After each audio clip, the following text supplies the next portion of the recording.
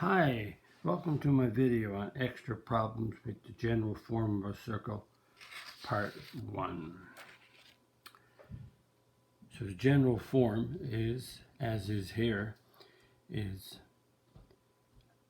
ax squared plus by squared plus cx plus dy plus e equals 0.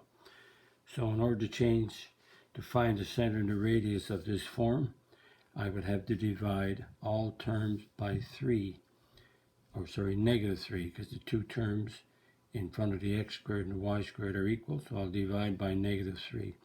When I divide by negative 3, I will get x squared. Divide by negative 3, I'll get a y squared. Divide by negative 3, I'll get a positive 6x. Divide by negative 3, and I'll get a negative 8y. Divide by negative 3, and I'll get a positive 16. Now, this is the general form where the two terms here are 1s with a plus sign, so it's a circle. So I will group the x's, and I'll group the y's, and I'll move the 16 to the right side to make it a negative. Now I'll complete the square. Half of 6 is 3, so 3 squared makes 9, so I'll add 9 to the right side also. And a half of negative 8 is negative 4 squared is 16, so I'll add 16 to the right side to balance it. Now this is a perfect square trinomial, and so therefore the quick way to factor this is x squared is an x, half of positive 6 is a positive 3. So x plus 3 all squared is the factorization of this trinomial because it's a perfect square trinomial. Also, I complete the square here, so y squared, square root of y squared is y. Half of negative 8 is a negative 4, so y minus 4 all squared is the factorization of this trinomial because it's a perfect square. And we add these constants together, so negative 16 gives me 0, so it gives me 9. So the center of this circle is negative 3, comma 4. We take the opposite of the 3. We take the opposite of negative 4. Note we take the opposite. If you put a negative 3 here, you'll get a 0. If you put 4 here, you get a 0. And r squared is equal to 9. So the square root of r squared is plus minus the square root of 9. So r is equal to, let's put that as an r there, is plus minus 3, but the radius of the circle is positive. So the center is negative 3, 4, and the radius is 3.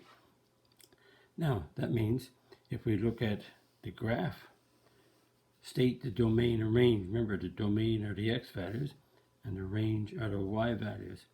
So if we think about it, let's draw a little picture, and then we'll get a better idea. This is the x-axis, and this is the y-axis. The center is negative 3.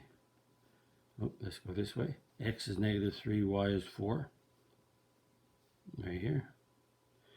And if this is the center, which is negative 3, 4, the radius is 3. So we'll go 3 to the right.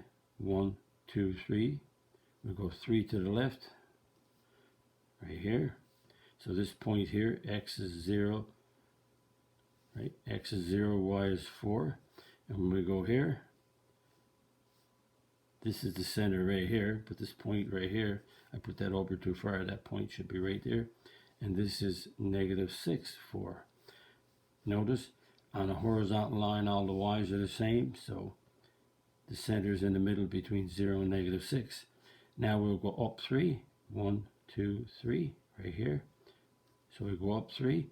So that point right there is a negative 3.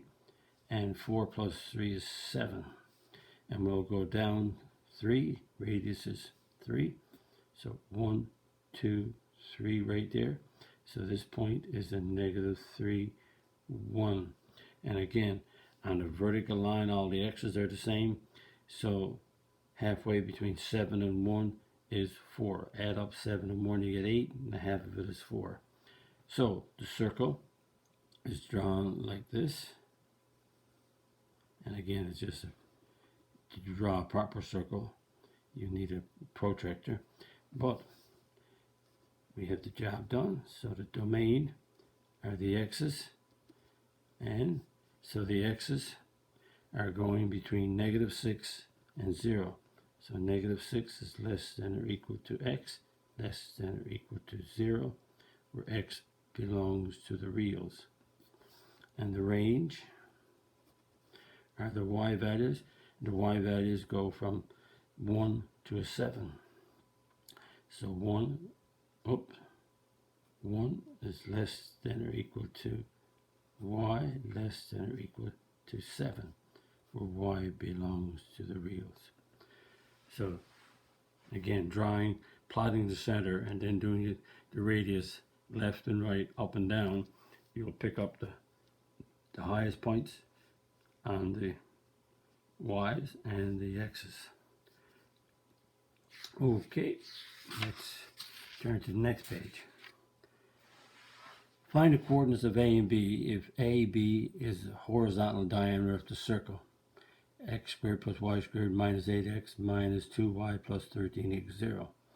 A and B are the endpoints of the vertical diameter.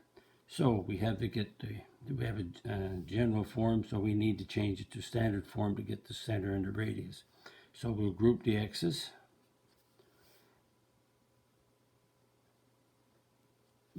Make that a negative. I wasn't careful enough. And we group the y's, so here we go. So y is -2.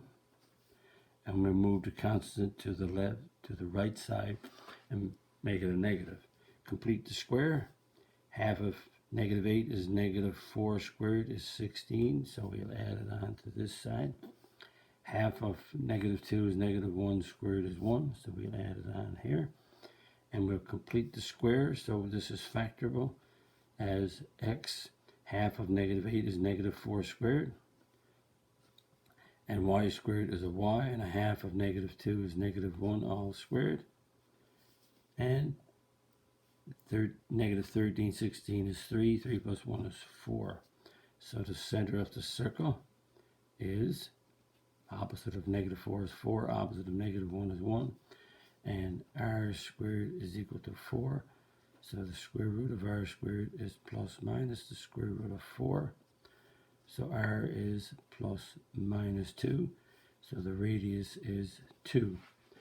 And we want to get the endpoints again. We do very similar. We draw a grid. And the center is 4 for x and 1 for y. And the radius is 2. But the vertical diameter, so we'll go up to 1, 2 right there. And we'll go down to 1, 2. So this is the endpoints of the vertical diameter. So if the center is 4, 1, if we add 2 on, we get 4, 3. And if we subtract 2 from the 1, we get a 4, -1. So the endpoints of the vertical diameter are 4, 3 and 4, -1. So that's the vertical. And if you just think about it, if you go 2 units to the right and 2 units to the left, so the circle is doing this. So there's your vertical diameter right there. That's your horizontal diameter. Number 3, find the y-intercepts of this circle. Again, it's a circle because we have a plus sign and we have an x squared and a y squared. And these coefficients are equal. So we have a circle. So to get the y-intercepts, we let x equal 0 for the y-intercepts. So the y-intercepts, we let x equal 0. So we get 0 squared plus y squared, x equals 0, plus 11y minus 12 equals 0. So 0 squared is 0. Negative 4 times 0 is 0. And we have a quadratic, so we have to factor. So we can factor, it'd be easy. Or if we can't factor, we use the quadratic formula. So y squared is y times y. The factors of 12, the product is negative 12. And the sum is 11. So the factors of 12 are 1 times 12, 6 times 2, 3 times 4. So each pair of factors will give you 11. It got to be 12 and 1. And the product is negative, so it has to be a plus and a minus. And since the sum is plus 11, so it must be plus 12 minus 1. Check. 12 times negative 1 is negative 12. Add 12 and negative 1, we get 11. So that means that y plus 11 equals 0, or y minus 1 equals 0. So y equals negative 12, or y equals 1. So that's the y-intercept, but that is ordered pairs. Remember, we made x equals 0, so x is 0, y is negative 12. And also, when x equals 0, y is 1. So these are the y-intercepts. The y-intercepts are negative 12 and 1.